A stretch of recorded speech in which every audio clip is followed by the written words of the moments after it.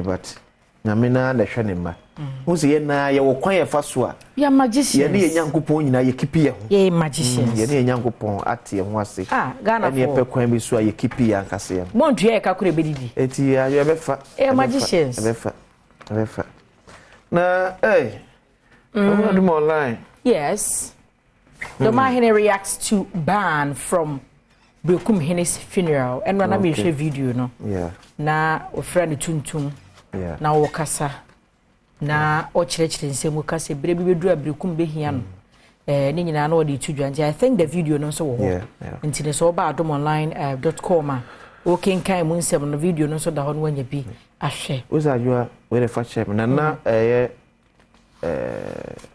do mahine asem no emodu tia na ho asem ka no akwa ebi ai se be sepa ne ko nyina ha yetase de banyansafo enye se bia meye asante na mesom sikadwa ko finti ne bia emma support the injunction you see ebia na ono do mahine na nkasa no quote on quote ebia na ka obe comport ne ho e wa yie na se ba echitafo ne onim de wo mo atwa ne ho ahia ne tirib de o mbeye what about otumfo echitafo nso no mba enso eti bia setting ka unta otumfo se one do mahine etwo eyi popopopo da bia nsida unte se omu yi yo mo ho nsida ba echitafo ne kwala de de eche tese amanyoko mienu flag bearers no unte so omu kunto bi de obi atem na emu mase hofo no akomode wo mo no na yedede no se ayese aware ntina da bia mpanifo tufo se unne wo yiri nya asem a enka nkyere obusuafo mon hye dem na mon kamade enka oyiri sinto enfa nkyere obusuafo because o de obetimi de ache no ncho obusuafo na ma me no nua no mo ejire so possible so makopeja ba yes and ebini ne anke anhwe yi a ebetimi asuo eyo na se because asante adehye bi wo yaodie wo mu ensem adoman na kan biafa asante hino and ba no mo ba ne so no bia so ne adwena adwoa e wo ne tirim yes empenfo no bia be kasa tu obi afo ba afutuo ntese ma hyew wotumfo die me pa na me fa mbanfa e wo me dey nya curfew na dey atom e bi so no bi kura so no bi wo issue kura da wo doma na npa kura sa be pie onom. And before you realize, partner jato, na kufa sem kese di aba. Yes, enti enyame de nyame fese ohine saa so se be ye bra no wosa eyo na se. But ne mum se na be ya asumdue betimi aye adwuma so di.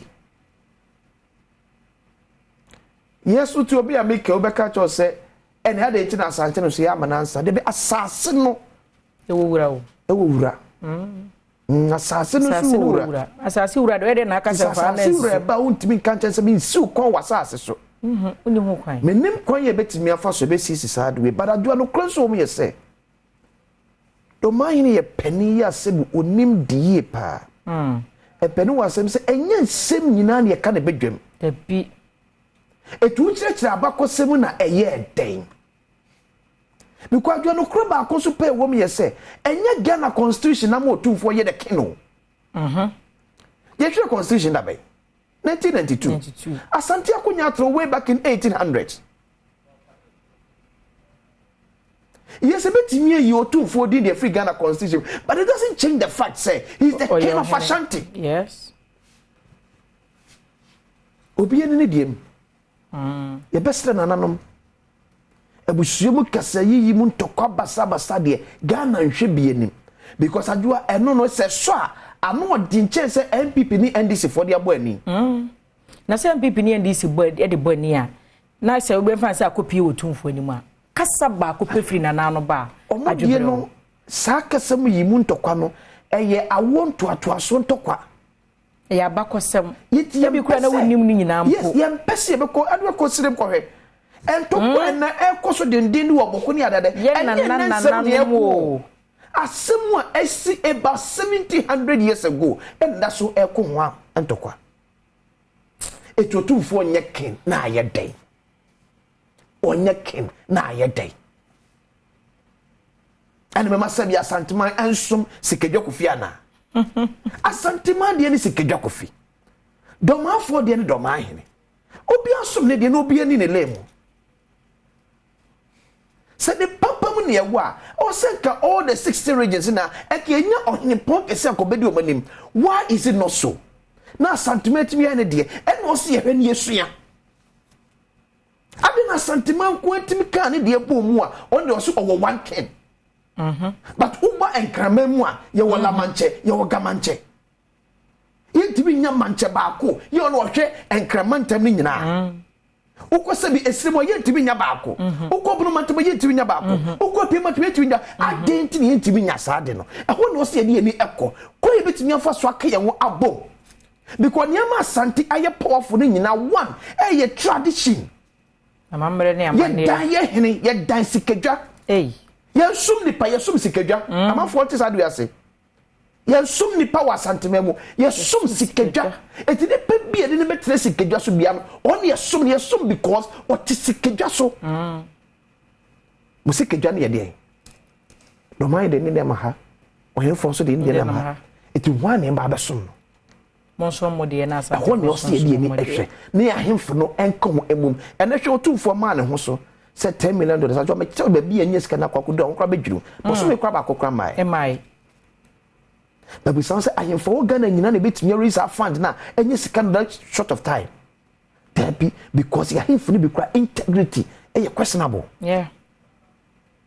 hini bi kato se first kabla mfa ko ye japade a ne mo so kura nwinwi se sika ntimi ko ye project yampa na wo wasa se kora waje aton na wo se ko mo focus na jua hwe ne yesi me se posuri ba ko mayo ye keka ko confront ko bi so mo se sika nya e more than half of the year, Mosui ba kokra mai.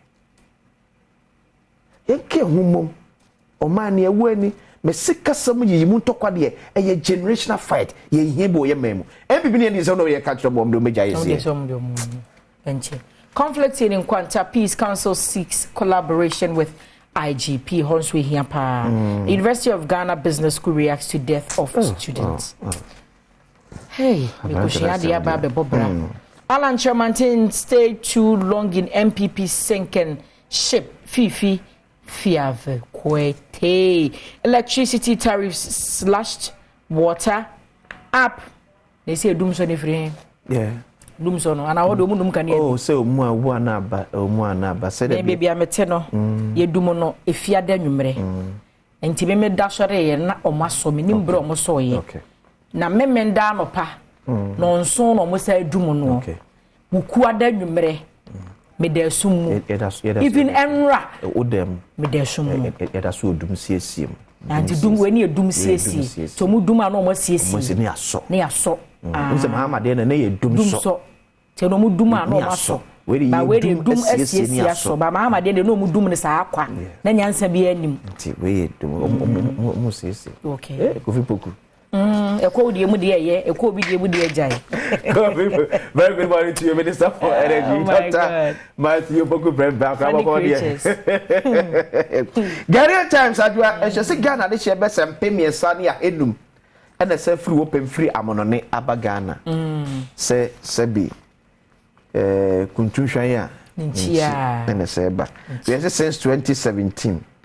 International Organization of Migration for na edisa mo free Ghana for ma ba mo free ko for amanso aba o munchi so say e ko hwe breakdown no mo free US mo free UK mo free Qatar mo free Qatar and Ukraine ni yakaswan yes sa ho nyina ye be hwe sa breakdown nyina ya dodo na maybe mo free ba since 2017 okay almost say figure na say 3,500 no maba lesa na ku for Dubai no mine mo ye nto maba baby na baby omo wo no nye it's na okase ye breakdown me ni so bi be free US abetina ha oh adu ma for be free so wa ko bobra na wie o en wo ba abetina ha be die enye de se bi na na se popora na wa ko US ya e ho tena wo huru kura ba mu kura mfa so obenya no e ye chen so be ba Ghana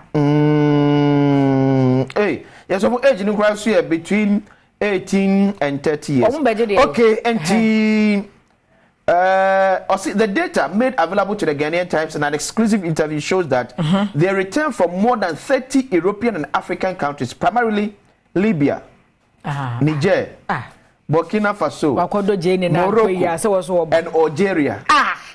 Their arrival was facilitated. Country better. IOM, yes, the mother, Munya Side. European countries more than 30 months. It's a me countries near there. So was European African countries. More than Libya. It you see. Ghana for the free, Libya, Niger, Burkina Faso, Morocco, and Algeria, and our European countries. More than 30 European and African countries. But some no kasi American country, European country be a woman. Every time I say wako Niger, akodo Jane, and away young Faso, or Bagana and young one. Oh, wako don Katia, and I say, as I see Rajan Assassin, who are burning chia, and young one. The European countries near to me about this will be to US, a said this what you chimpon costing pa. Or free what more Bagana say Ghana yet. Why I say? She knows me when the close with you. So, she in one wood. No, but this serious. So catch him say, I'm on for return for more than 30 European and African countries.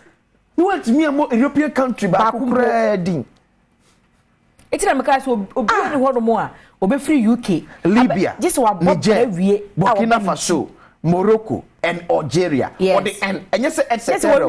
Where we the European countries know. I read Ghanaian Times at the time. Me Musa on the background in the interview. And I ever. Me. And some one restaurant name you. It's the one that. What is it? Ghanaian Times so and you're complete. Because I see who the European countries now, and in the Padu a free hot buy, and then they analyze the reasons here. European countries no more say about Munchi, a be an BBSC. And no, now bump the phone to one more. Yes. Last minister allows good for oil policy. Hey, cameraman, you'll be end. Get it, times. Delegate, Parliament opposes law on intestine import. Electricity tariff goes down 1.52%. My running mate is a man. John Ramani Bahama so that I can say okay. I am going to be so.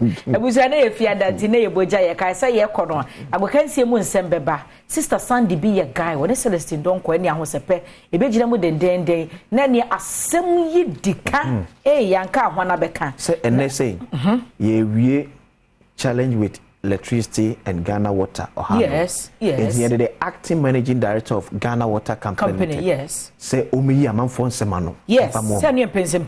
Yeah, but not Omi a man for semano for more. And no assurance. Yes. Because in Zwinema. It means so 5 times in a week. 3 times in a week crying to me. Who's some crowd for bed, you macrom put a yellow gallon, also be a coffee. I was here on